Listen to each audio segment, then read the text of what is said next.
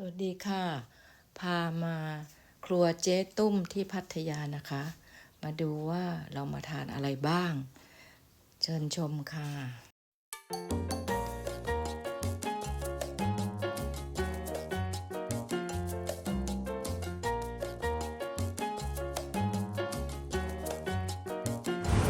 วันนี้เรามาครัวเจ๊ตุ้มพัทยานะคะ